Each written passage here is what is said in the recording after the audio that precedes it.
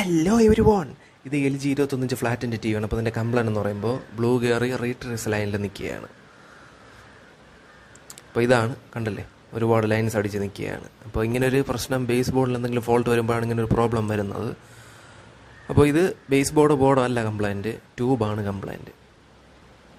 അപ്പോൾ T V കണ്ടുകൊണ്ടിരുന്നു, പെട്ടെന്ന് ഒരുപാട് ലൈൻസ് വന്നെന്ന് പറഞ്ഞു. എന്നിട്ട് പിന്നെ അങ്ങ് ഓഫായെന്ന് പറഞ്ഞു.